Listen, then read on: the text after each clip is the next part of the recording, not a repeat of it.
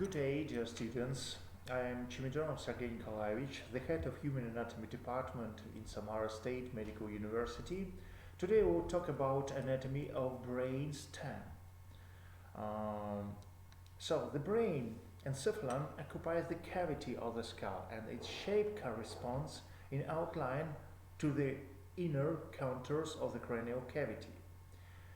So it has supralateral or dorsal surface. It also convex in conformity with the cava area, whereas the ventral surface of the base of the skull is more or less flat and uneven. Three large parts are distinguished in the brain, namely the cerebral hemispheres. You may see this part here, cerebellum, and the brain stem, or truncus cerebri. So you may see these parts here. You may see the cerebral hemispheres. You may see right hemisphere. Also you may see the half of cerebellum, and also you can see the stem. So the brain organization you may see here. It includes the brain stem. Consists from four parts: medulla oblongata, pons, mesencephalon, diencephalon. And also the brain contains cerebellum and telencephalon with two cerebral hemispheres. So let's talk about development of the brain.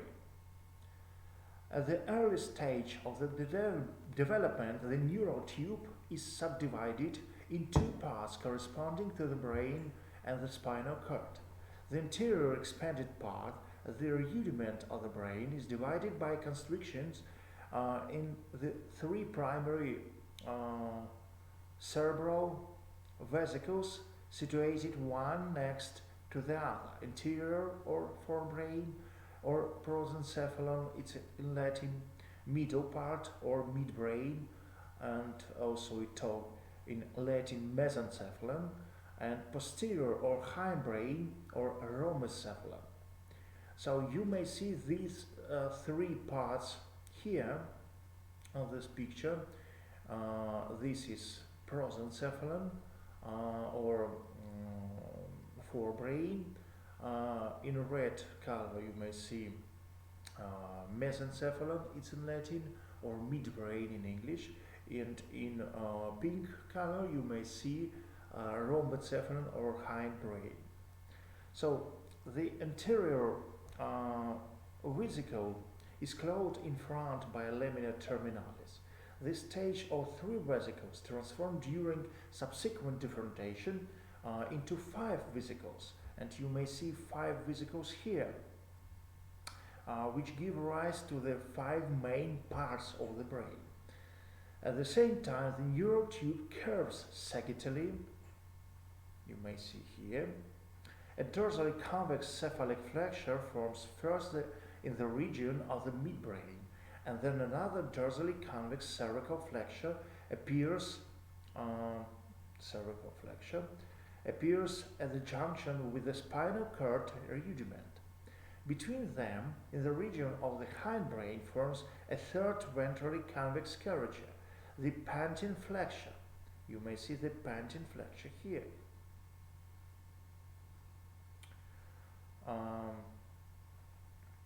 The last named curvature divides the posterior brain vesicle, the rhombencephalon, and you may see a rhombencephalon here, in two portions. The posterior portion in number 5.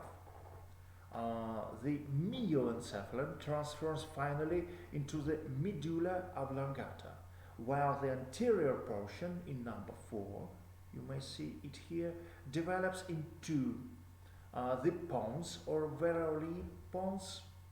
Here, look at my pointer, and cerebellum in number 4 in dorsal side. A narrow constriction, the isthmus rhombencephaly. You may see in yellow color here between a rhombencephalon and a mesencephalon, between hind brain and midbrain in yellow color. So the isthmus rhombencephaly separates the metencephalon from midbrain. The common cavity of the rhombencephalon, a rhomboid-shaped on frontal section, forms the fourth ventricle, communicated with the central canal of spinal cord. Its ventral and lateral walls are considerably thickened due to the development of the nuclei of the cranial nerves in them, while the dorsal wall is thin. The greater part of this dorsal wall in the region of the medulla oblongata consists only of a single epithelial layer which fuses with the pia mater, telachorioidea inferior. The walls of the mesencephalon thicken more uniformly with the development of the medullary matter in them. Ventrally, they give rise to the cerebral peduncles, dorsally to the tactile lamina. The cavity of the mesencephalon is converted in narrow canal, the aqueduct. You may see the mesencephalon in red color here. So the aqueduct communicating with the fourth ventricle. The differentiation and change in shape of the prosencephalon are more marked. It is subdivided into a posterior part, diencephalon. You may see number 2 in blue color. And anterior part, the telencephalon. You may see in brown yellow color here in number 1, telencephalon. The lateral walls of the diencephalon thicken to form the thalami. Besides lateral evaginations of these walls form 2 optic vesicles. You may see optic vesicles here, from which ultimately develop the retina and the optic nerves. The dorsal wall of the diencephalon remains thin in the form of an epithelial plate which fuses with the pia mater. A protrusion of this wall forms posteriorly, from which the pineal body, or corpus pineale in Latin, is derived. The hollow peduncles of the optic vesicles are drawn on the ventral side into the wall of the prosencephalon, as the result of which a depression, the optic recessus opticus, forms on its floor. The anterior wall of recess is formed by the thin lamina terminalis. To the back of the optic recess, another funnel-shaped depression forms its walls, give rise to the tubercinereum, the infundibulum, and the posterior neural lobe of hypophysis cerebri. Still farther to the back, in the region of the diencephalon, the paired mammillary bodies, corporomobiliaria, are laid down. The cavity of the diencephalon forms the third ventricle. I will show you these parts of diencephalon later. So let's talk about development of telencephalon. Let's talk some words about this. The telencephalon is divided into a smaller medium part, telencephalon medium, and 2 large lateral parts, the vesicles of the cerebral hemispheres, hemisferum dextrum and sinistrum, which grow intensively in man, and when fully developed are much larger than all the parts of brain. The cavity of the median telencephalon being a continuation of the cavity of the diencephalon, the third ventricle, communicates on each side with the cavities of the hemispheric vesicles by means of interventricular apertures. So you may see these apertures here, and the third ventricle communicates with lateral ventricles. So the anterior wall of the median telencephalon is a continuation of the lamina terminalis. At the beginning of the first month of embryonic life, it forms a thickening called the chamischral lamina, from which the corpus callosum and the anterior chamischar develop eventually. So you may see this part of cerebrum here. This is corpus callosum. A projection forms in the base of the hemispheric process on the inner surface on either side. This is nodular tuber from which the corpus striatum develops. Part of the medial wall, so you may see the corpus striatum here, this one. So part of the medial wall of the hemispheric vesicle remains in the form of a single epithelial layer invaginated into the vesicle as a fold of the pia mater, plexus chorioideus. You may see this plexus here. In diverticulum, the rudiment of the rhinocephalon forms on the inferior surface of each hemispherical vesicle as early as the 5th week of embryonic life. The diverticulum is gradually delimited from the wall of the vesicle by a fissure which corresponds to the fissure renalis laterally. As the gray matter cortex and then white matter develop in the walls of the hemispheric, the latter grows and forms a mental pallium, situated above the rhinocephalon and covering not only the thalami but also the dorsal surface of the midbrain and the cerebellum. So you may see this gray matter here, cortex cerebri. The growing hemisphere increases in size first in the region of the frontal lobe. So you may see also frontal lobes here and here. Then the parietal and the occipital lobes are, and finally in the region of the temporal lobe.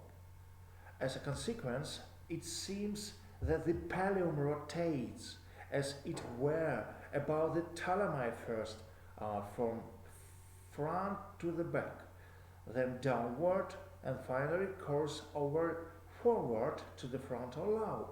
As a result, the lateral cerebral or sylvian fossa, you may see this fossa here, fossa cerebri lateralis, forms on the lateral surface of the hemisphere between the frontal lobe and the temporal lobe, which has moved closer to it.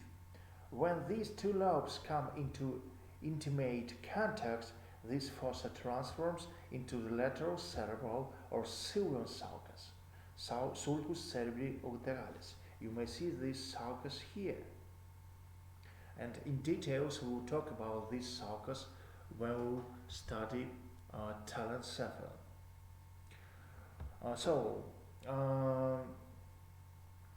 With the development and growth of the hemisphere, its internal cavities, lateral ventricles of brain, as well as part of corpus striatum, develop together with it and go through the mentioned rotation.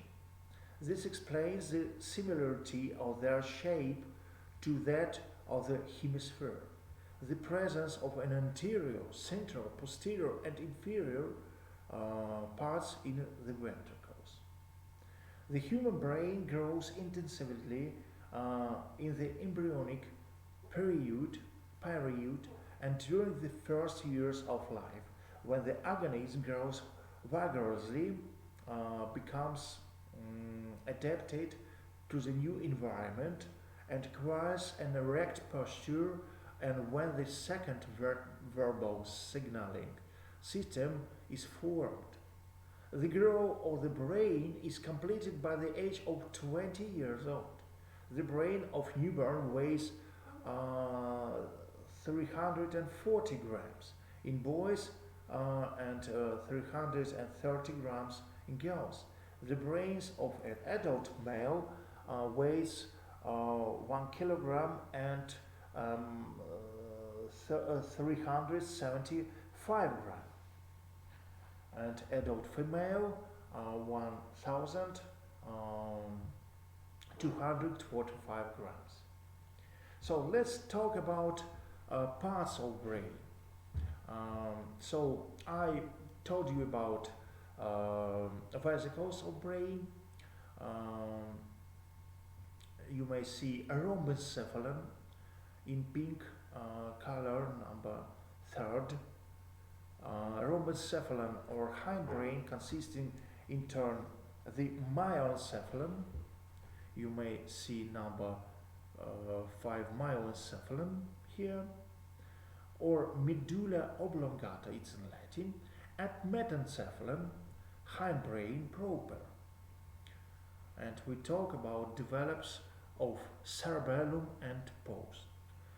The mesencephalon in red color in number 3, or midbrain, and also prosencephalon or the forebrain, in which are distinguished the diencephalon in blue color in number 2 and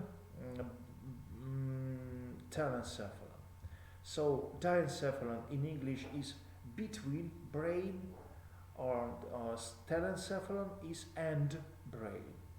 It's in English.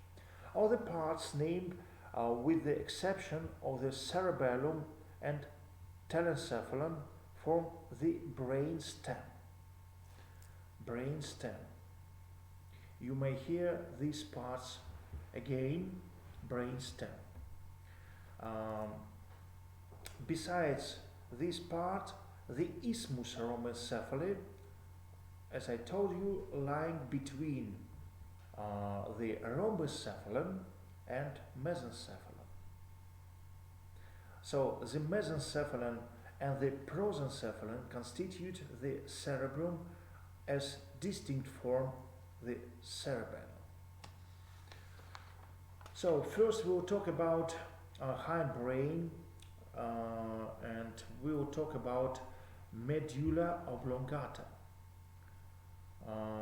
Medulla oblongata or myoencephalon is a direct continuation of the spinal cord into the brain stem and is part of the rhombencephalon. So you may see the part of spinal cord, and also you may see the myoencephalon or medulla oblongata here. It combines the structural properties of the spinal cord and the initial part of the brain, hence the name myoencephalon. In Greek language, myos narrow, encephalos is brain. The medulla is shaped like a bulb, like onion or garlic. You may see in details here. So it's in Latin, this is bulb. And the second name of this part of brain is bulbar part. Bulbus cerebri, it's in Latin. So its upper expanded end borders upon the pons. You may see here. And its inferior boundary is the site of emergence of the roots of the first pair of cervical nerves at the level of the foramen magnum of occipital bone. So, on the midline of the anterior ventral surface of the medulla stretches the anterior median fissure, which is a continuation of the anterior median fissure of the spinal cord. You may see here. On the either side of its longitudinal elevation called the pyramids of the medulla oblongata. pyramides, medulla oblongata, it's in Latin, both pyramids and continues with the anterior funiculi of the spinal cord. Some of the bundles of nerve fibers composing the pyramid decussate, you may see the decussate here, in the depth of the anterior median fissure with the bundles of the contralateral pyramid to form the decussation of the pyramids and then descend in the lateral funiculus of the contralateral side of the spinal cord. This is the lateral corticospinal or pyramidal tract, tractus corticospinalis in Latin.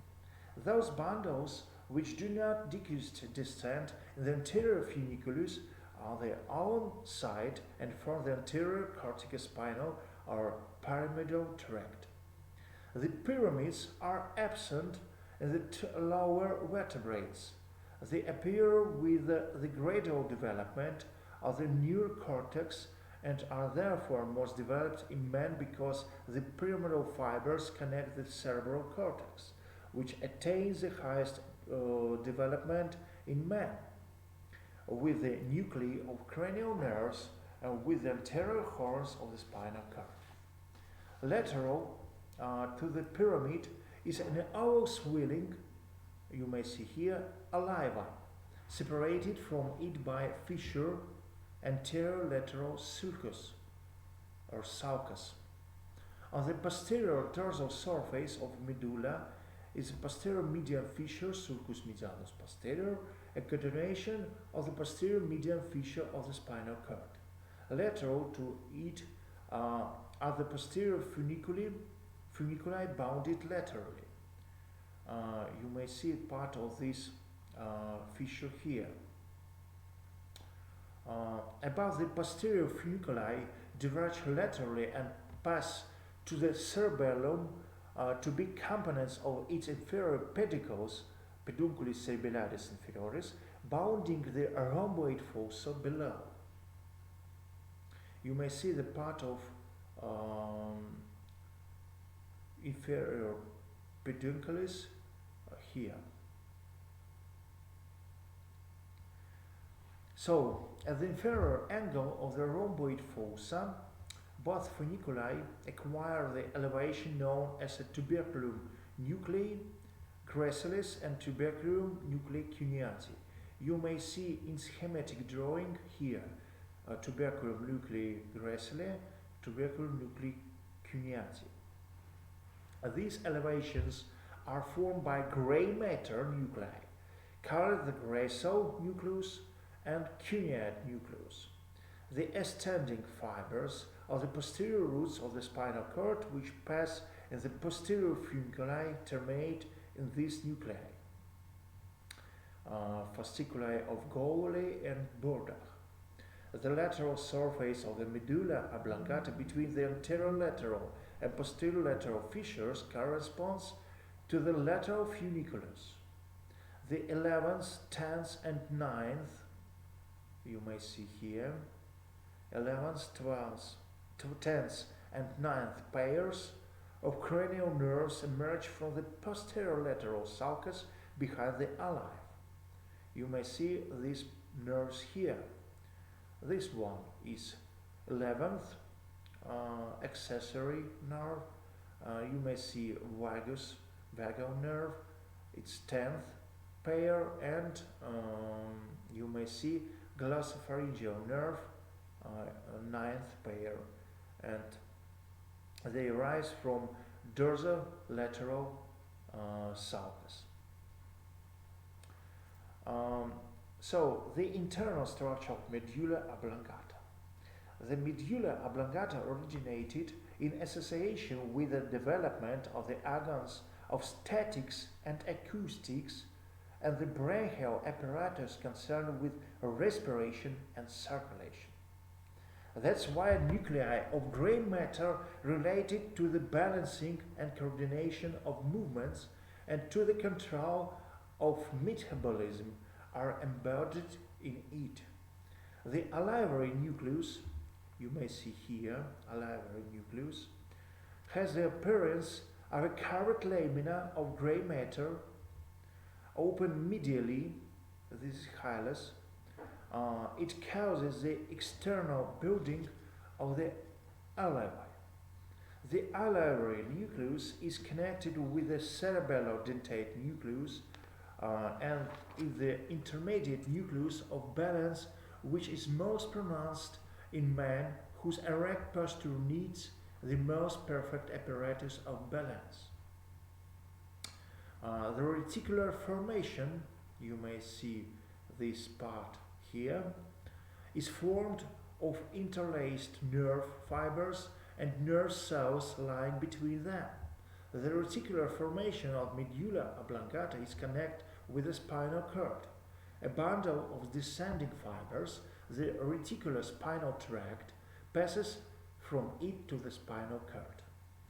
The nuclei of the lower four parts of the cranial nerves, 12th to 9th, concerned with the narration of the derivatives of the branchial apparatus and the viscera.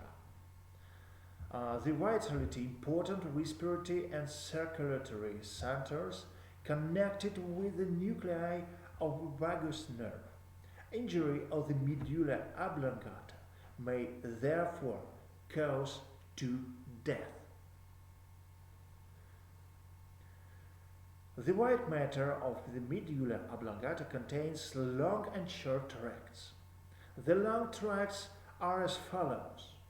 The descending pyramidal tracts passing by transit into the anterior funiculi of the spinal cord and partly decussating in the region of the pyramids. You may see pyramids here, decussatio pyramidum here, and also you may see white matter. In addition, from the nuclei of the posterior funiculi, the grasso and cuneate nuclei arise the second neurons of the ascending sensory tracts passing from the medulla oblongata to the thalamus. These form the bulbothalamic tract, tractus bulbothalamicus. The fibers of this bundle form a medial loop, the medial limniscus, with which decussates in the medulla to form the decussatio limniscorum. So you may see this decussatio here.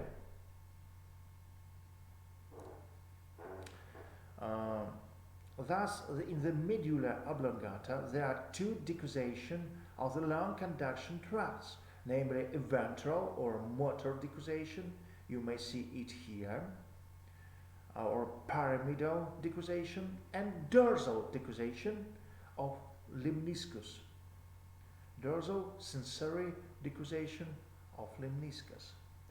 The short tracts include the bundles of nerve fibers connecting some nuclei of gray matter to one another, as well as bundles connecting the nuclei of the medulla oblongata with the adjacent parts of the brain. Among these, the aliva cerebellar tract and the medial longitudinal bundle, fasciculus longitudinalis medialis, stretching dorsal to the inter-olivary layer deserve mention. The topographic relation of the principal structures of the medulla oblongata are seen on transverse section made through the olives. You may see here. The roots arising from the nuclei of the hypoglossal and vagus nerves divide the medulla on either side into three regions: posterior, lateral, and anterior. Posterior region contains the nuclei of the posterior funiculus and the inferior cerebellar peduncle. The lateral region contains the alveolar nucleus and the reticular formation, and the anterior region contains the pyramids. So you may see the 12th pair of nerve here, hypoglossal nerve, and also you may see vagus nerve and crossing section on its level. Next we will talk about metencephalon. Metencephalon consists of two parts: ventral part, the pons, you may see it here, and also you may see it here, pons, and dorsal part the cerebellum. The pons. The pons is seen on ventral part of brain, is a thick white rounded ridge bordering caudally upon the superior end of the medulla oblongata and cranially upon the cerebropeduncles. The lateral boundary of the pons is a line drawn through the roots of trigeminal nerve. You may see the trigeminal nerve here in number 5th. And facial nerve. You may see number 7th. So, this drawn line is the border between pons and cerebellum. Lateral of this line you may see the middle peduncles of cerebellum. So the dorsal surface of the pons is not visible because it's hidden by the cerebellum. It forms the upper part of the rhomboid fossa, the floor of the fourth ventricle. You may see this part here, and also you may see the middle peduncles of cerebelli. The ventral surface of the pons is of a fibrous character, with the fibers passing transversely, you may see here, for the most part in the direction of the middle cerebellar peduncles. A shallow basilar sulcus, you may see it here, sulcus basilaris, lodging the basilar artery stretched on the midline of the ventral surface. So, if we look at the internal structure of the pons, you may see this transverse section, and you may see that the pons consist of a larger lower or ventral part here and smaller dorsal part. The boundary between them is formed by a thick layer of transverse fibers, the trapezoid body, corpus trapezoidum, or the superior salivary nucleus, also related to the auditory tract, is situated in the region of the trapezoid body.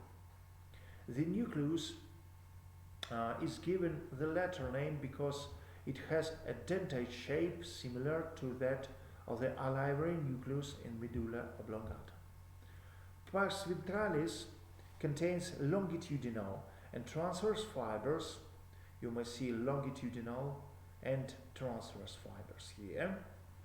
Longitudinal fibers belong to the pyramidal tracts, the cerebropontine fibers, fibra cortica pontine, which are connected to the pontine nuclei, from which arise transverse fibers passing through the cerebellar cortex, the pontocerebellar tract, tractus pontocerebellaris. You may see these transverse fibers here, and that passes into cerebellar peduncle. So this house system of conduction tracts links the cortex of the cerebral hemispheres with the cortex of the cerebellar hemispheres through the pons. The more is the cerebral cortex developed, the more are developed the pons and cerebellum. The pons is naturally most pronounced in man, which is a specific feature in the structure of his brain. Pars doxalis contains the reticular formation of the pons, which is a continuation of the similar part of medulla oblongata. Above reticular formation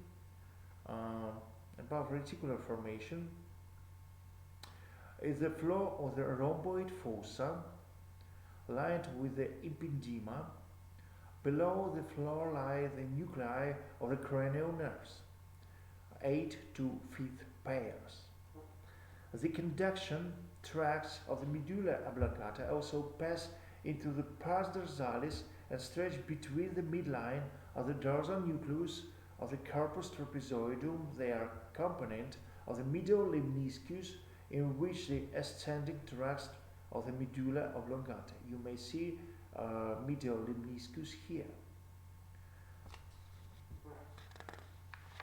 So you may see a rhomboid fossa here, and anterior part or superior anterior part is the dorsal surface of pons, and posterior part or posterior inferior part is a dorsal surface of medulla oblongata.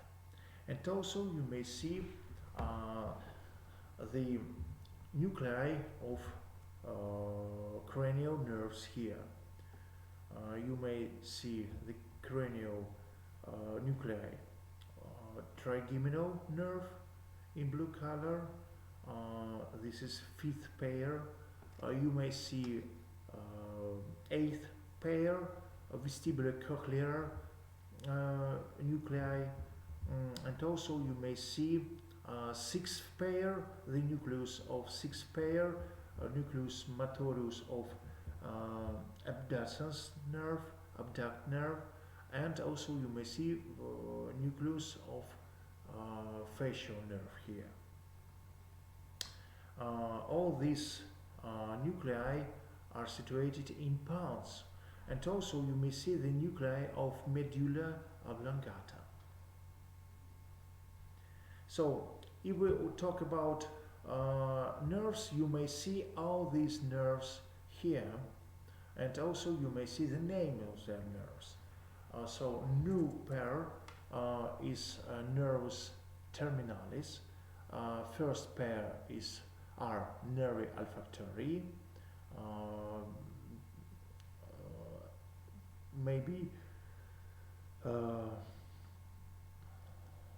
18, 20 nerves here, nervi olfactory. Nervus opticus is the second pair, and all these pairs have no nuclei, and also they are sensoric nerves. And you may see other pairs. Neurus oculomotorius contains parasympathetic and muscular fibers, or motor fibers, not muscular, motor fibers. Trochlearis nerve, it contains only motor fibers to muscle, skeletal muscle. Nervus trigeminus, it contains sensoric and motor fibers.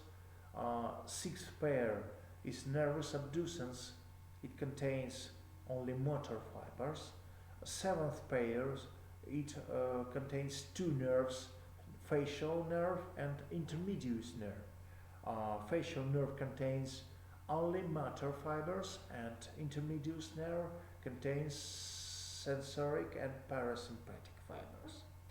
Also you may see 8th pair, nervus vestibulocochlearis. It contains 6 pairs nuclei. 2 nuclei are cochlearic, and 4 nuclei are vestibularic nuclei, and all of them are sensitive. 9th pair is nervus glossopharyngeal. It contains 3 types of nuclei and fibers: motor fibers, sensoric fibers, and parasympathetic fibers. And also all these fibers contains nervus vagus in number 10. The 11th pair is nervus accessorius. It's only motor fibers contained, and you may see 12th pair. This is nervus hypoglossus. It contains only motor fibers. So let's we talk about cerebellum. The cerebellum is derived of the hindbrain which developed in connection with the receptors of statics. It's therefore concerned directly with the coordination of movements and is an organ of the body adaptation to overcoming the main properties of its mass, gravity and inertia. It's also considered one of the highest centers of the vegetative sympathetic nervous system. The development of the cerebellum passed through the three main stages in process of phylogenesis and accordance with the change in the mode of the animal's movement. In the first stage, when the animals moved in water, you may see fish brain, by means of snake-like movements, the cerebellum had the appearance of the small structure, the auricular, which the terrestrial animals transformed into the flocculus. This is the oldest part of the cerebellum, or archicerebellum. In the second stage, when the aquatic animals acquired fins and the body movements changed, the new part of cerebellum forms the vermis. So you may see the vermis here, which in man is an outer or of the cerebellum or paleocerebellum.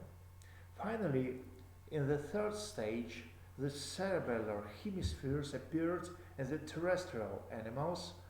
These are the newest part of the cerebellum or neocerebellum. They gradually grew as the animal's body was drawn farther away from the ground and movement by means of limbs developed. The cerebellar hemispheres attained highest development in man due to the movement in erect posture by means of one pair of limbs, the lower limbs, and the perfection of the grasping hand movements in labor processes. The cerebellum is situated under the frontal lobes of the cerebral hemispheres, dorsal to the pons and medulla oblongata, and is lodged in the posterior cranial fossa. The large lateral parts, the hemispheric cerebelli, and a narrow middle part lying between them, the vermis, are distinguished in it. On the anterior border of the cerebellum is the anterior notch embracing the adjoining part of the brain stem. The posterior border has narrower posterior notch separating the hemispheres one from the other. The surface of the cerebellum is covered with a layer of gray matter constituting its cortex and forms narrow cerebellar folia of the cerebellum, separated one from another by fissures. You may see these fissures and folia cerebelli here and also here. The horizontal and other large fissures divide the entire surface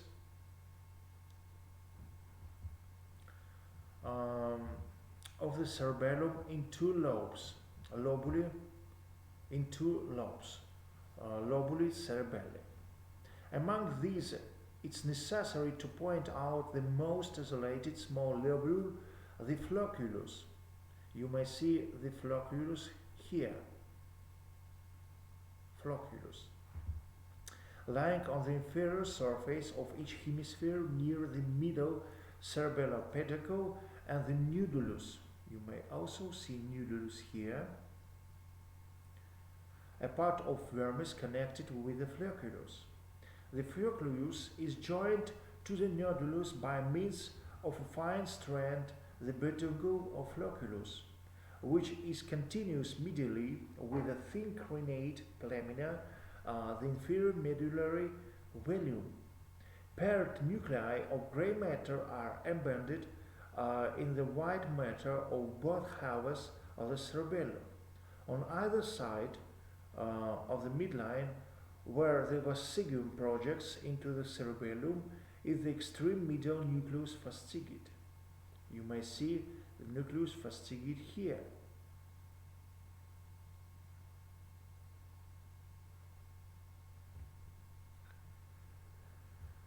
So, lateral to it lie small islets of the nucleus globosus. You may see here nucleus globosus. And still farther lateral, the embaliforms nucleus. Finally, in the center of the hemisphere is the dentate nucleus, which has the appearance of the great heart lamina, resembled the alivery nucleus, and has a mouth open medially, or the hilus or nucleus dentatus. The resemblance of the cerebellar dentate nucleus to the crenate nucleus of the alive is not a chance phenomenon. Both nuclei are connected with the conduction tracts, the fibra oliva cerebellaris. To each phallum of one nucleus is similar to the phallum of the other nucleus. Thus, both nuclei contribute together to the accomplishment of balance. The listed cerebellar nuclei differ in the phylogenesis age. The nucleus fascigui is related to the outermost part of the cerebellum.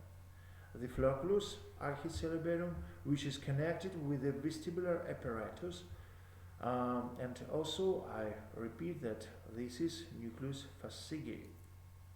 The nuclei embaliformis and globosus here are constituents of the out part or paleocerebellum, which originated in association with the movements of the body. The nucleus dentatus here is related to the youngest part of the cerebellum, neocerebellum, which developed in association with the movements of means of limbs. Therefore, damage of each of these parts causes damage to different forms of motor activity, corresponding to the different stage of phylogenesis. Body balance is impaired in damage of the floccular nodular system and its nucleus fascigui, damage to the vermis and the nuclei embaliformis and globosus, corresponding to it leads to disturbed activity of the neck and trunk muscles. Damage to the hemispheres and dentate nucleus results in impaired activity of the limb muscles. The white matter of the cerebellum has on section the appearance of small leaves, you may see here,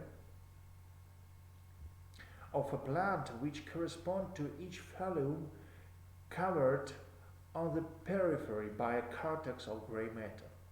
As a result, the general pattern of the white and gray matter on section resembles a tree, and it's called arbor vitae cerebelli.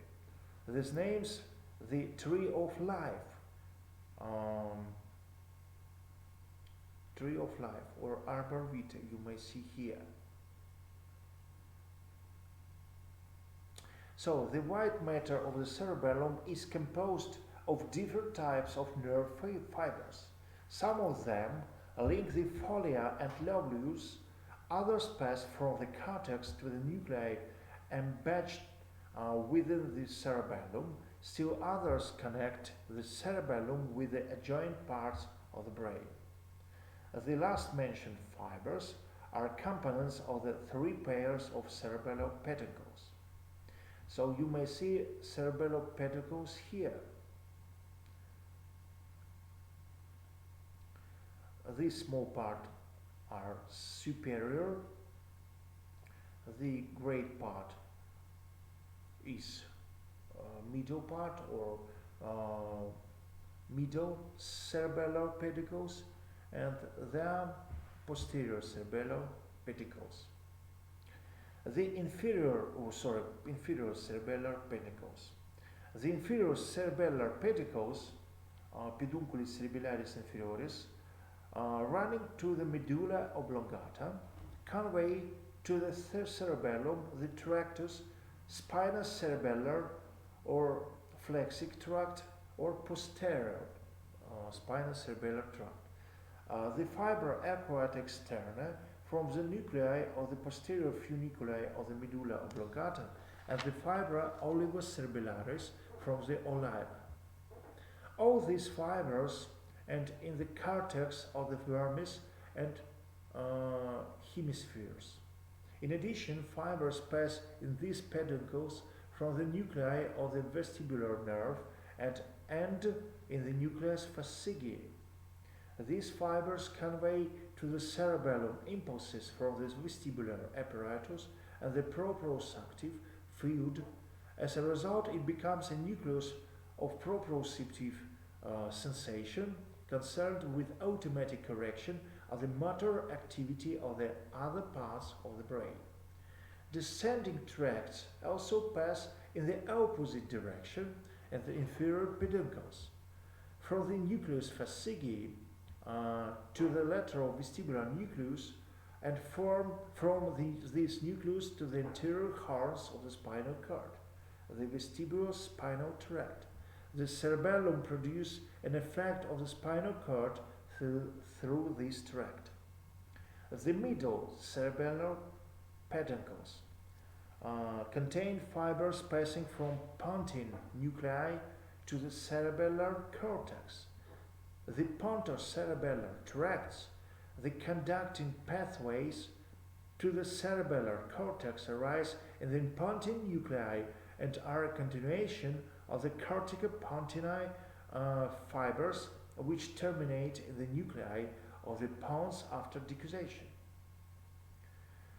These pathways link the cerebral cortex with the cerebellar cortex, which explains the fact that the more developed in the cortex of brain, the more developed are the pons and the cerebellar hemispheres. This is encountered in man. So the superior peduncles here, a little part you may see here, and also here on this picture.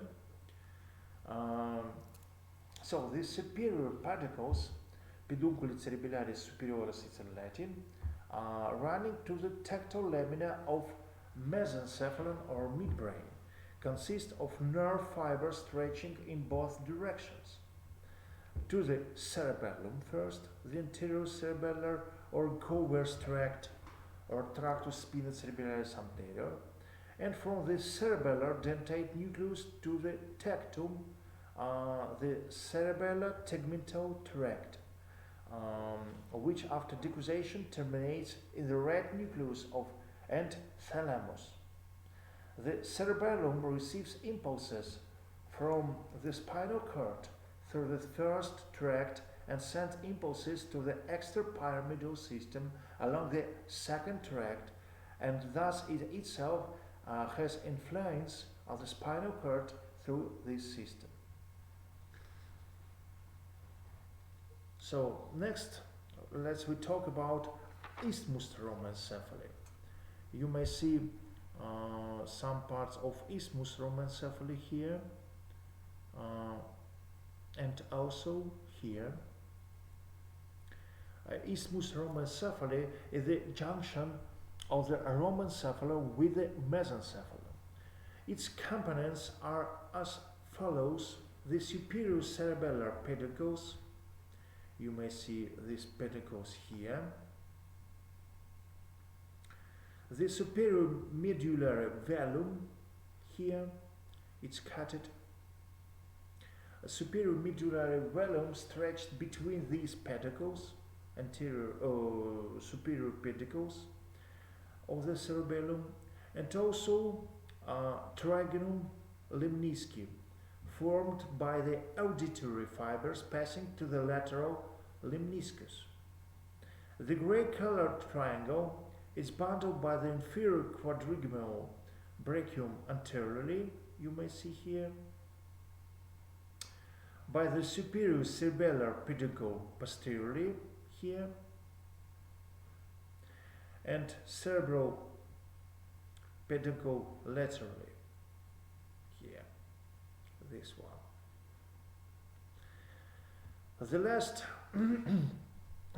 named is separated from the isthmus and mesencephalon by a clearly defined sulcus lateralis mesencephaly. The upper end of the first ventricle continues with the aqueduct in the mesencephalon, projects into the isthmus. Next, let's talk about fourth ventricle. You may see here, and also you may see here, fourth ventricle is a remnant of the cavity of the posterior cervical vesicle and is therefore the common cavity of all parts of hindbrain, composing the rhombencephalon, a tent in which a floor and root are distinguished. So let's look at sagittal section. You may see sagittal section, and also you may see fourth ventricle.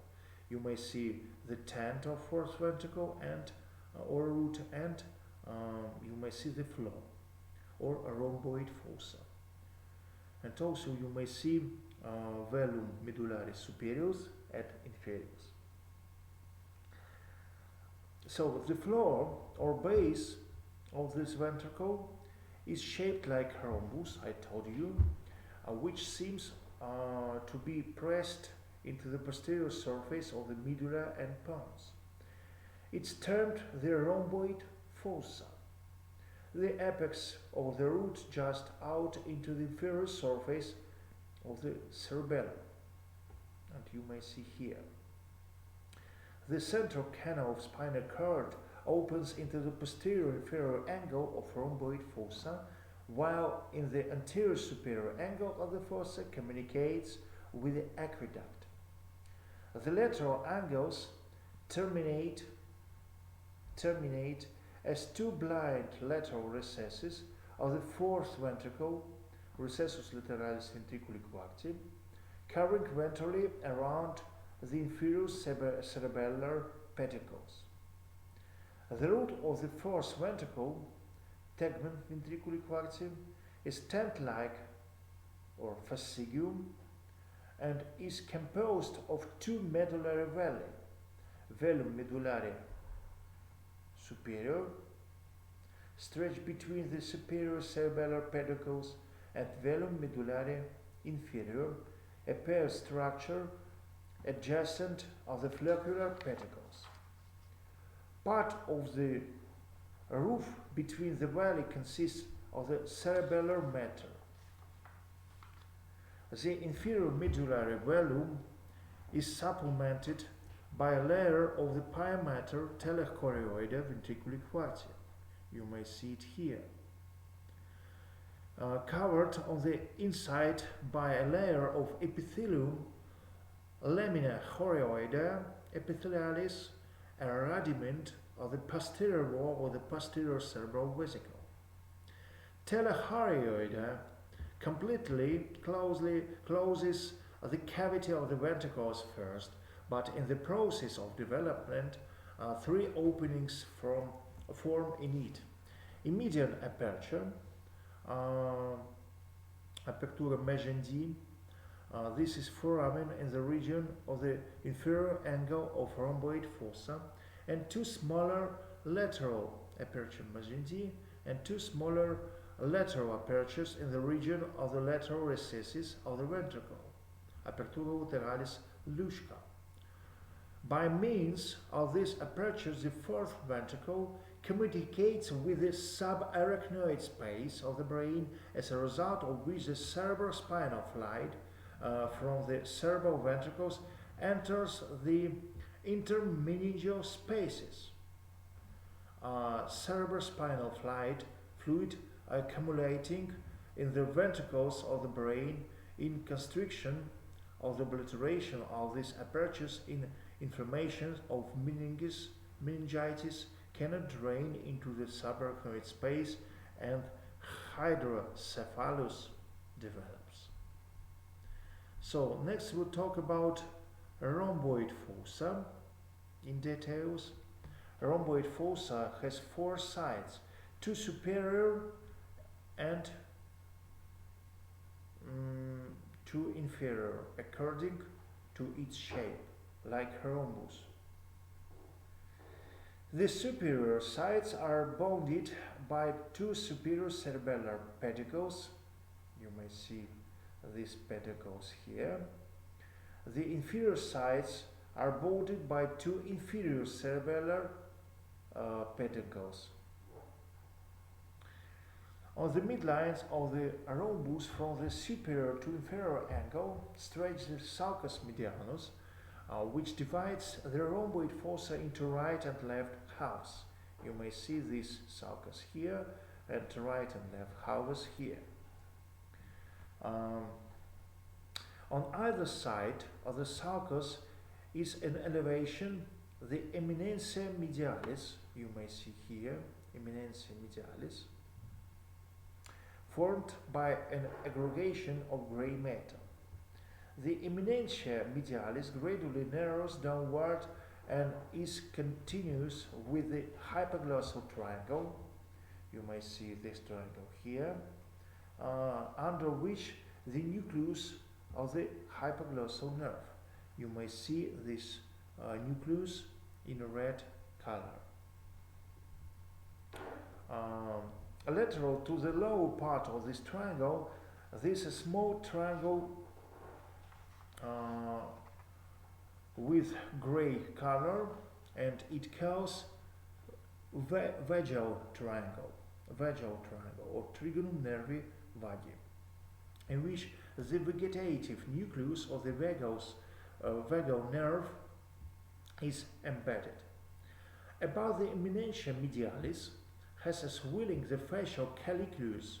You may see this colliculus here, produced by the root of the facial nerve and projection of the nucleus of abducent nerve. You may see in number 9 abducent nucleus, and you may see the fibers of facial nerve. In the region of the lateral angles on either side, the vestibular area, the nuclei of the 8th pair of nerves lie here, as I told you.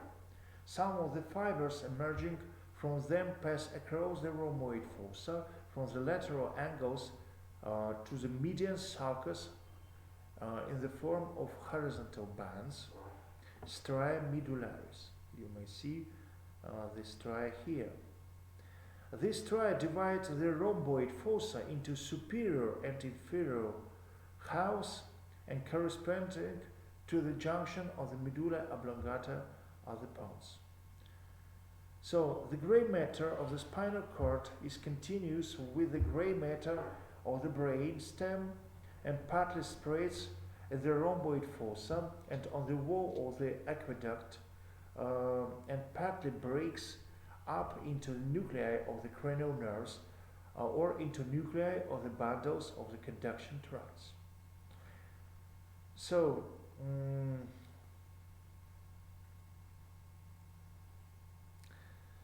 somatic sensory nuclei embedded in the posterior horns of spinal cord acquired a lateral position in a rhomboid fossa, and you may see the sensory nuclei laterally on this picture in rhomboid fossa. So you know that vegetative nuclei located in lateral horns in spinal cord. So this, in accordance with the position of the lateral horns between the posterior and anterior horns, probably to be between the somatic sensory and somatic motor nuclei in the rhomboid fossa when the neural tube spread out. And you may see in violet color vegetative nuclei here. So As a result, in contrast to their interlateral position, in the spinal cord and the wall of the rhomboid fossa, the grey matter nuclei are arranged in rows medially and laterally. So laterally you may see motor nuclei in red color. Somatic nuclei of the 12th to 6 pairs lie in the middle row. The vegetative nuclei of the 10th, 9th and 7th pairs in the midline row, and the somatic sensory nuclei of the 8th pair are located laterally.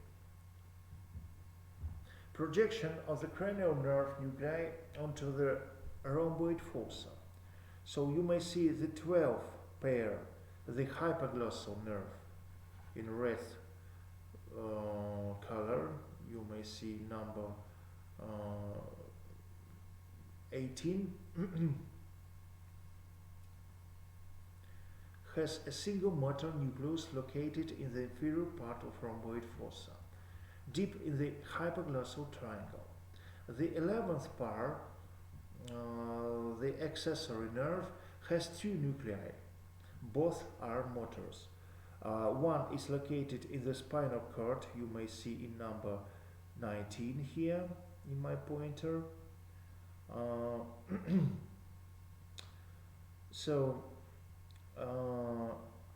Next nuclei is a caudal continuation of the nuclei of the 10th and 9th pairs of nerves, and it's called nucleus ambiguus.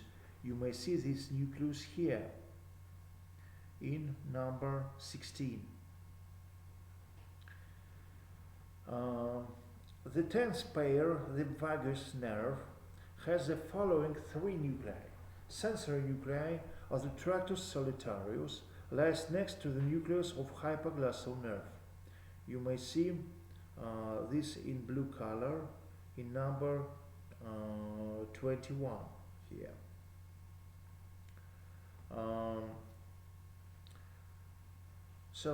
Formerly, the sensory nuclei were termed the terminal nuclei because they are the termination of the pathways formed the efferent neurons. The vegetative dorsal nucleus of the vagus nerve, nucleus dorsalis nervi vagi, you may see in violet color here,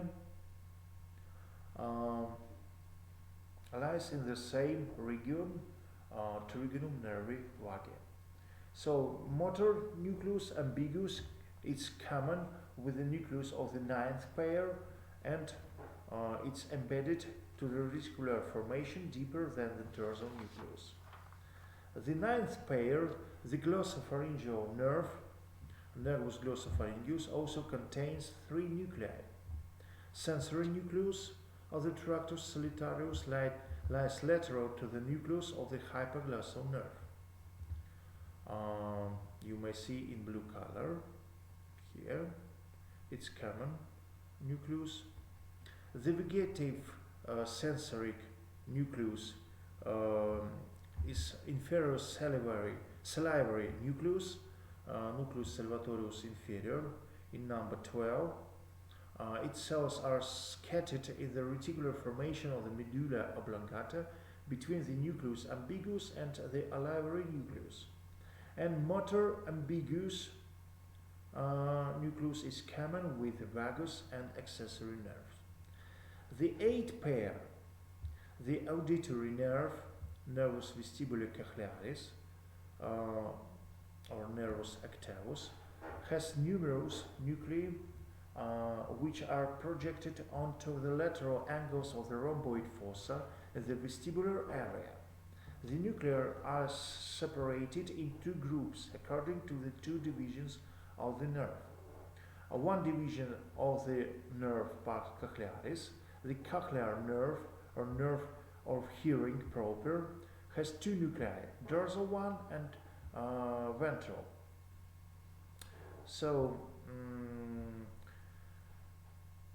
Also it has 4 vestibular nuclei. You may see cochlear nuclei and vestibular nuclei. There are four nuclei. Um, the medial vestibular, lateral vestibular, superior vestibular, and inferior vestibular. The presence of four nuclei in man reflects the early stage of phylogenesis in which fish had a number of separate perceiving static apparatuses. The seventh pair, the facial nerve, facial plus intermediate nerve, has one motor nucleus of facial nerve. You may see it in number 10. So the nerve fibers arising from this nucleus and form a loop deep in the tissue of the pons.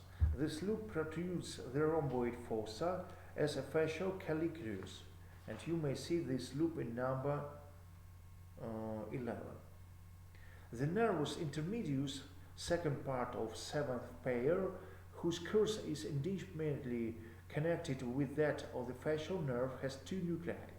The vegetative secretory nuclei in number 12, nucleus salivatory superior, embedded in the reticular formation of the pons dorsal to the nucleus of facial nerve, and a sensory nucleus of tractus solitari, as I told you, in blue color in number 21.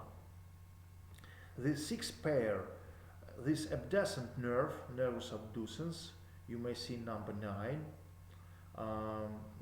has one motor nucleus embedded in the loop of the facial nerve. The fifth pair, the trigeminal nerve, has four nuclei. You may see the sensoric nuclei here, superior sensoric nucleus of the trigeminal nerve, nucleus sensoris principalis nervi trigemini, is projected on the dorsolateral part of the superior part of pons in number 29 here. The nucleus of spinal tract, you may see number 22, is a continuation of the superior sensory nucleus of the trigeminal nerve and extends for the whole length of the medulla oblongata to the cervical part of spinal cord, where it comes in contact with the gelatinous matter of the posterior horn. The motor nucleus of trigeminal nerve, you may see number 7 here in red color, lies medial to the sensory nucleus. It's concerned with mastication. The mesencephalic in number 31 here, the mesencephalic nucleus of the trigeminal nerve lies lateral to the aqueduct. It's a nucleus of proprioceptive sensation for the muscle of mastication and the muscles of the eyeball. It possibly reflects the independent development of the first division of the trigeminal nerve, the ophthalmic nerve called nervus ophthalmicus, related to the organ of vision, which explains the location of the nucleus at the mesencephalon. Let's talk about mesencephalon or midbrain. So you may see this part here and cross section here. The midbrain or mesencephalon develops in the process of phylogenesis under the predominant influence of the visual receptor, and its most important structures are therefore concerned with the innervation of the eye. The centers of hearing also form here, and together with the centers of vision developed later to form four rounded projections. You may see in number 7 quadrigeminal or tactile lamina. With the appearance of the auditory and visual analyzers in the cortex of the prosencephalon of higher animals and man, the mesencephalic auditory and visual centers themselves acquired a subordinate character and became intermediate subcortical. With the development of the prosencephalon in higher mammals and men, conducting pathways connecting the cortex of the telencephalon with the spinal cord started passing through the mesencephalon. You may see this part cerebral pedagogos. As a result, the mesencephalon contains the following structure: subcortical center of vision, there are nuclei superioris or caliculae superioris, and also you may see the nuclei of third pair of cranial nerves, oculomotor nerve. So, subcortical center of vision and nuclei of nerves innervating the muscles of eye. Next, subcortical auditory sensor, nuclei which situated in inferior calicula. You may see inferior calicula here. All ascending and descending conducting pathways connecting the cerebral cortex with the spinal cord and passing through the mesencephalon. And fourth, bundles of white matter connecting the mesencephalon with the other parts of the central nervous system. In accordance with this, the mesencephalon, which in man is the smallest and structurally simplest part of the brain, has two main portions. The root or tectum mesencephaly,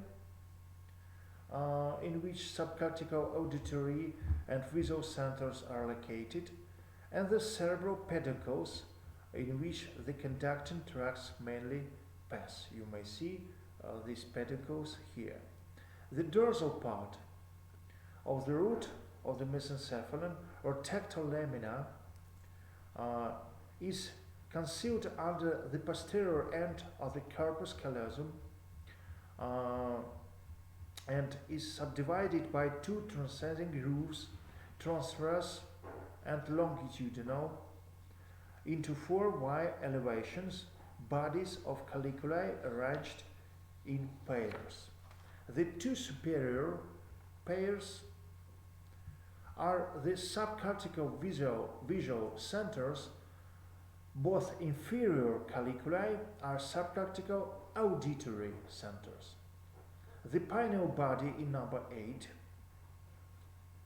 is lodged in the shallow sulcus between the superior caliculae, but this is part of diencephalon. Each caliculus is continuous with a brachium of the midbrain.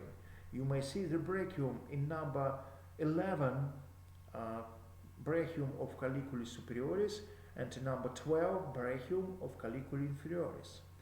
So,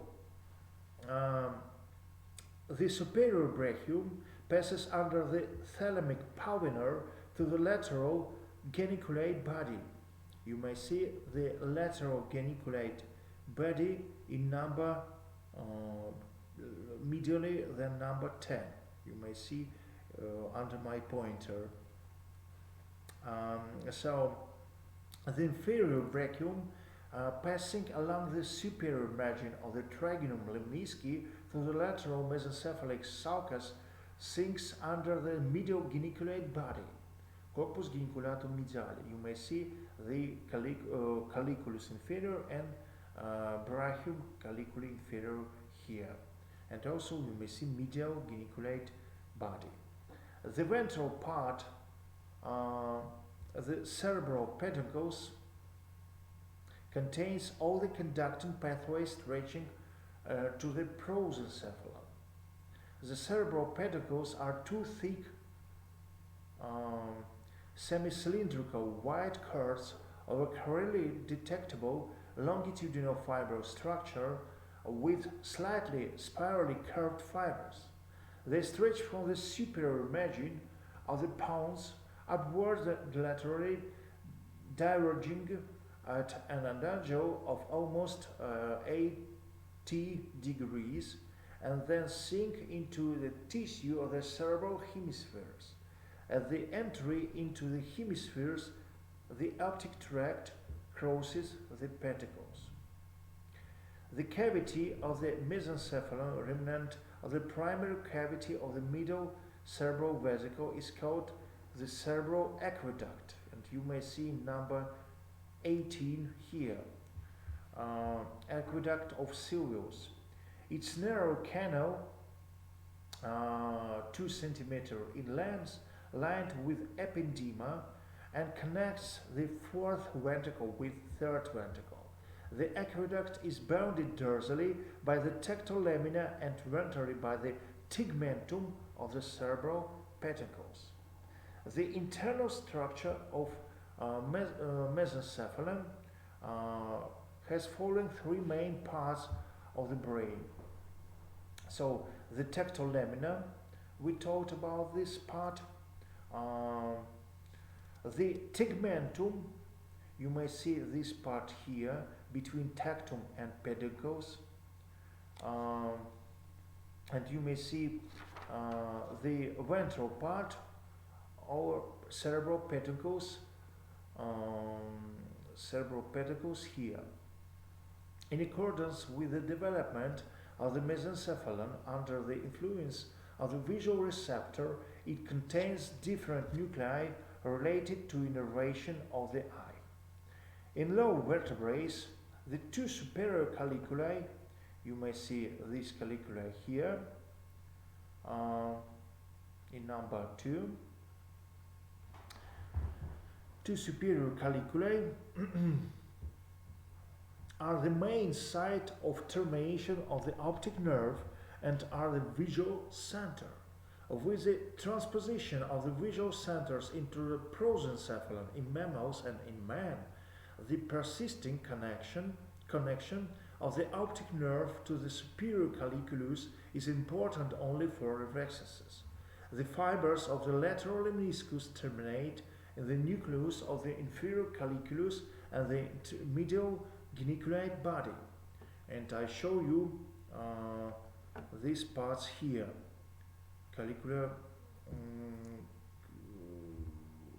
body, geniculate, medial geniculate body.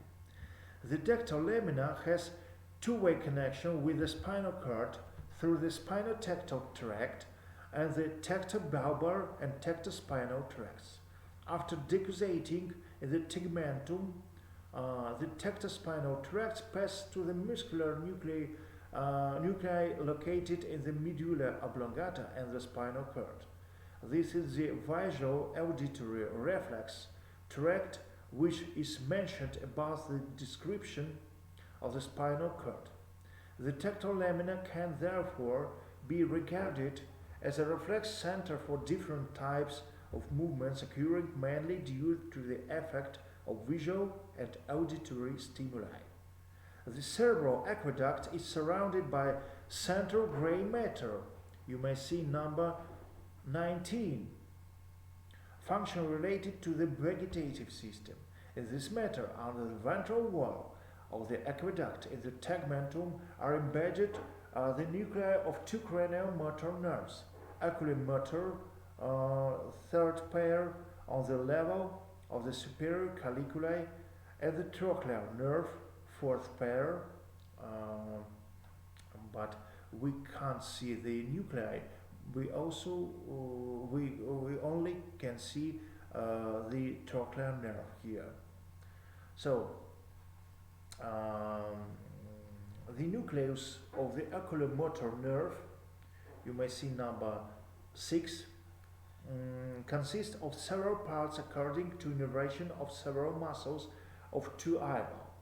Medial and to the back of it is another small, also paired vegetative accessory nucleus accessorius. You may see number 7, or Yakubovich nucleus,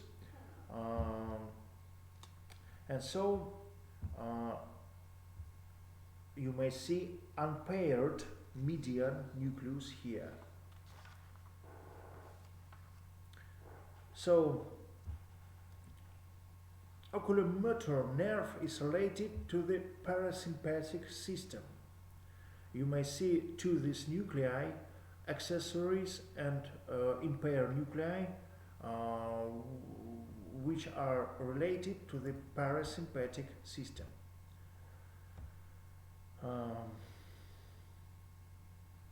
So also you may see the gray substance, gray matter between the tegmentum and peduncle, substantia nigra, black substance.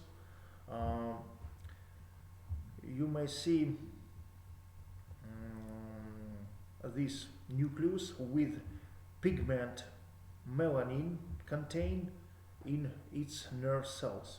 Substantia nigra extends for the whole length of the cerebral peduncle from the pons to diencephalon.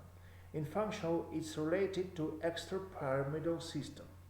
The crus of cerebrum, located ventral to the substantia nigra, contains longitudinal nerve fibers which descend from the hemispheric cortex to all parts of the central nervous system located below it. The tegmentum, which is situated dorsal to the substantia nigra, contains for the most part different ascending fibers and nuclei of gray matter, the most important among which the red nucleus.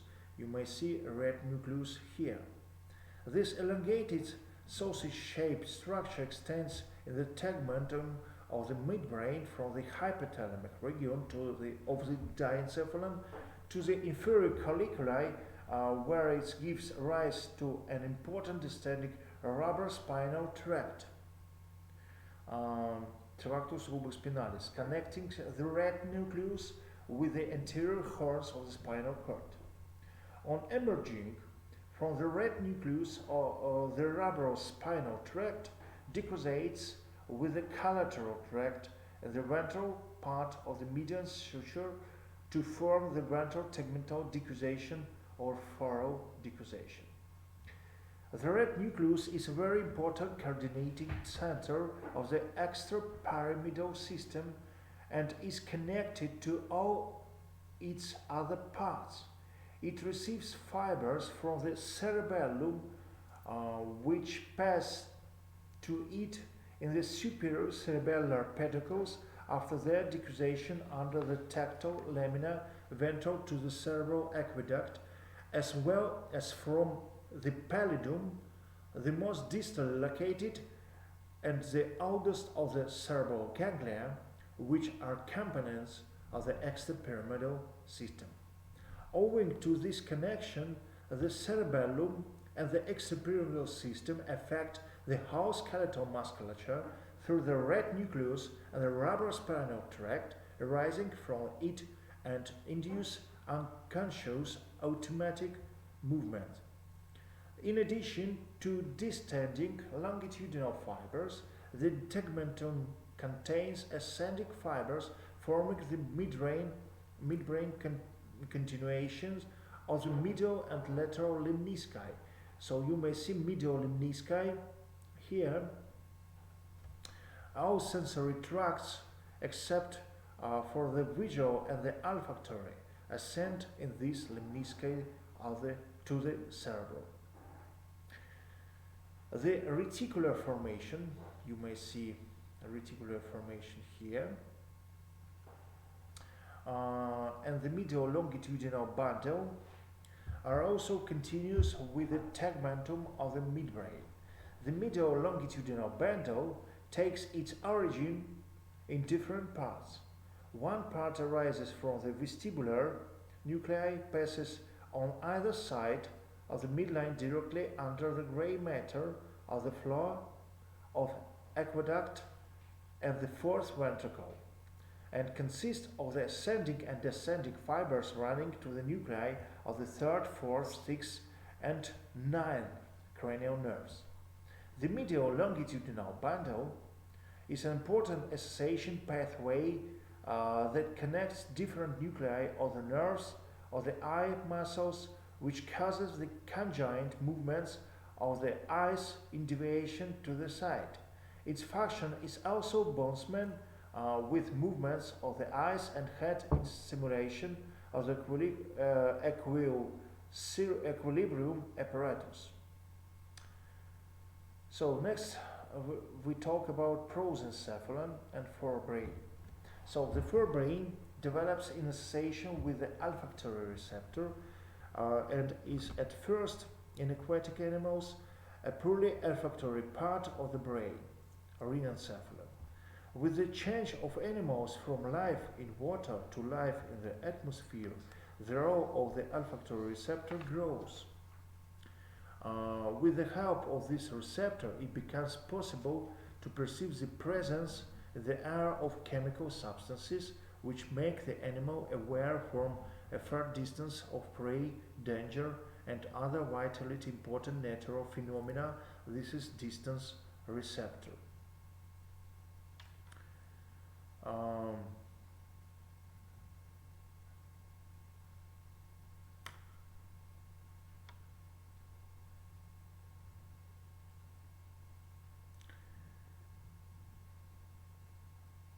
So, other part of prosencephalon or forebrain, diencephalon, developed in a process of phylogenesis together with the mesencephalon and not from the forebrain as a result of its division. This explains the connection of the visual receptor not only with mesencephalon but also with diencephalon and its thalamus or optic thalamus. So you may see thalamus as a part of diencephalon here. So the diencephalon lies under the corpus callosum. You may see corpus callosum and diencephalon and fornix, and its sides merge with the hemisphere of the telencephalon. According to the function and development of the prosencephalon, two main parts are distinguished in the diencephalon. The dorsal, phylogenetically younger, or thalamencephalon, you may see here, is the center of efferent pathways, and ventral, phylogenetically older part, hypothalamus, the higher vegetative center. The third ventricle is the diencephalic cavity. So you may see thalamencephalon here and three parts: thalamus, epithalamus, and methithalamus.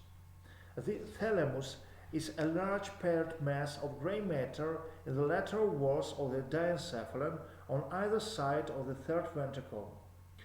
Its edge shape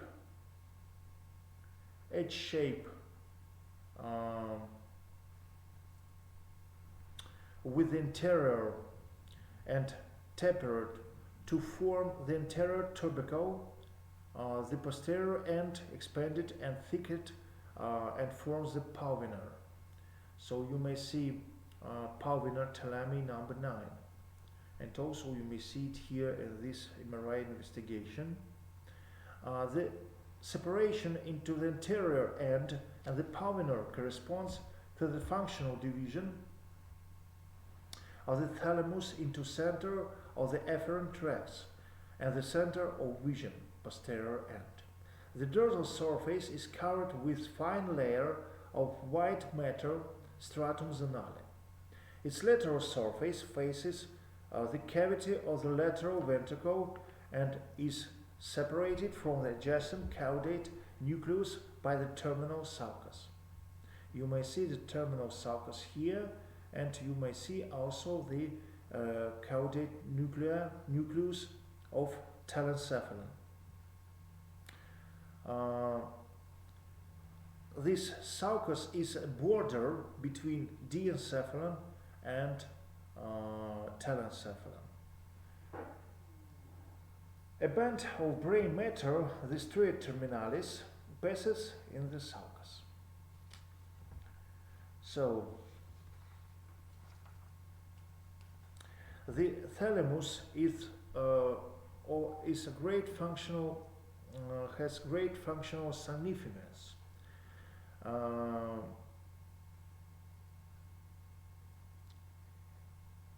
it is station for the efferent tracts, part of the fibers of the optic tract, subcortical visual center. Um,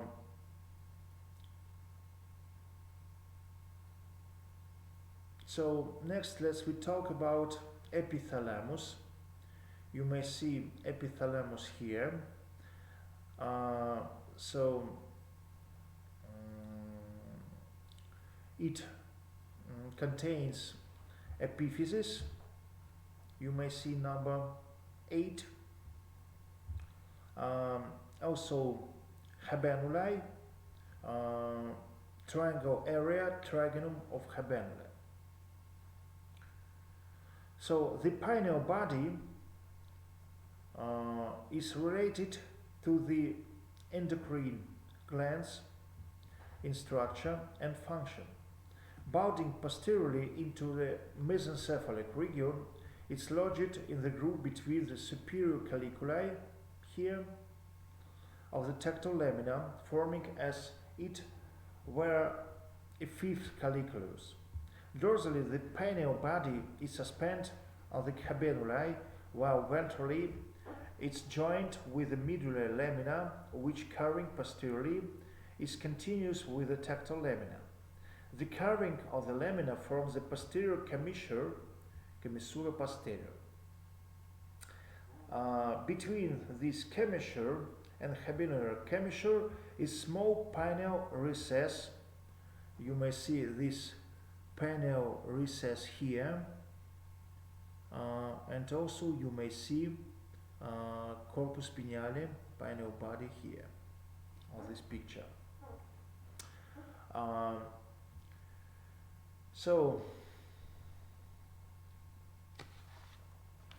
metathalamus. Metathalamus is situated behind the thalamus with two small elevation, lateral and medial geniculate bodies. The medial geniculate body, you may see under my pointer, is smaller but more pronounced. It lies in front of the inferior brachium under the thalamic pulvinar, from which it's separated by clearly defined sulcus. The fibers of the lateral lemniscus terminate in it, as consequence of which its subcortical auditory center together with the inferior caliculi. The lateral geniculate body, you may see under my pointer, is a large flat elevation of the inferior lateral surface of the pulvinar. Most of the lateral part of the optic tract ends in it. As a result, together with the pulvinar and the superior caliculi, the lateral geniculate body is a subcortical visual center. The nuclei of both geniculate bodies are connected with the cortical ends of the corresponding analyzers through the central tracts. Next, we'll talk about hypothalamus. You may see this region here. So the term hypothalamus, in the broad sense, embraces structures located ventrally under the floor of the third ventricle. And also you may see the cavity of the encephalon, third ventricle, here. It's situated in front of the posterior perforated substance, including the subthalamic region. According to the embryonic development, two parts are distinguished in the hypothalamus. The interior optic part, you may see chiasma opticus, optic chiasm, under which term are united the tuber cinereum and with the infundibulum and hypophysis cerebri. So this first term, anterior hypothalamus, included chiasma opticus and tuber cinereum with hypophysis.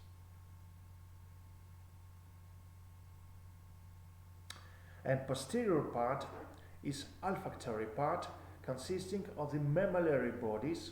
You may see these bodies in red color, and the subthalamic region.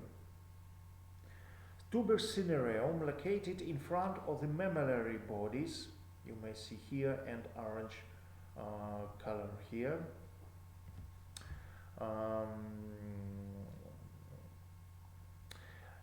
This is impaired hollow projection in the floor of the third ventricle and consists of thin plate of gray matter.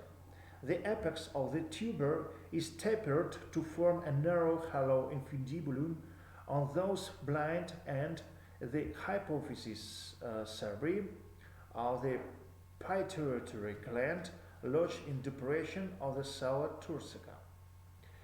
The subtuberal cinereum contains nuclei of gray matter which are higher vegetative center, causing an effect in particular on metabolism and thermoregulation. The chiasma optica lies in front of the tuber cinereum and is formed by crossing of the optic nerve. The mammalia bodies, corpora mammillaria, are two small white elevations of irregular spherical shape lying symmetrically on either side of the midline in front of the posterior perforated substance. Two gray nuclei are contained inside each of the bodies under the surface layer of white matter. The mammillary bodies are functionally related to the subcortical olfactory center. Also, you may see in red color. The subthalamic region is a small area of brain matter under the thalamus from which it's separated by the hypothalamus sulcus here. This sulcus can be seen on median section of the brain, this one. In the subthalamic region, lateral to the substantia nigra, lies an our body, the subthalamic Lewis nucleus, corpus subthalamix Lewisi, which belongs to the diencephalon. It's one of the links of the extrapyramidal system, and it also believed to be concerned with the vegetative functions. So let's talk about third ventricle. The third ventricle lies on the midline on the frontal section of the brain, and it has the appearance of a slit-like cavity. The lateral walls of the third ventricle are formed by the medial surfaces of the thalami, which are breached almost in the middle by the interthalamic adhesion. You may see this adhesion here. The interior wall of the third ventricle is formed below by a fine terminal lamina and farther upward by columns of the fornix. You may see countered of columns. On both sides, at the anterior ventricular wall, the columnar fornices, together with the anterior ends of the thalami, form the boundaries or interventricular foramina. You may see this foramina here, only one foramen, right foramen. Foramen of Monroe, through which the third ventricle communicates with the lateral ventricle situated in the cerebral hemispheres. The superior wall, root of the third ventricle, lies under the fornix. You may see the fornix and corpus callosum here. It's actually formed of tela chorioidea of the third ventricle, and its components are the underdeveloped wall of the cerebral vesicle remaining as an epithelial lamina and the pia mater fused with it. The chorioid plexus of the third ventricle lies on either side of the midline in the tala chorioidae. The posterior wall of the ventricle are the cabenular and posterior cerebral commissures, between which is caudally directed blind projection of the ventricle, the pineal recess. You may see this pineal recess here. The aqueduct communicates with third ventricle here by means of funnel-like opening ventral to the posterior commissure. So the narrow inferior wall of the third ventricle is separated on the inside from the lateral walls by the hypothalamic sulci and corresponding to the posterior perforated substance mammillary bodies and the tuber cinereal with the optic chiasma on the base of the brain. The floor of the ventricles form two recesses, you may see on this picture. Infundibular recesses, recessus infundibuli, projection in the tuber cinereal and the infundibulum, and the optic recess, situated in the front of the chiasma. The inner surface of the third ventricle is lined with the ependyma. So, the lecture is over. Thank you very much for your attention. Goodbye.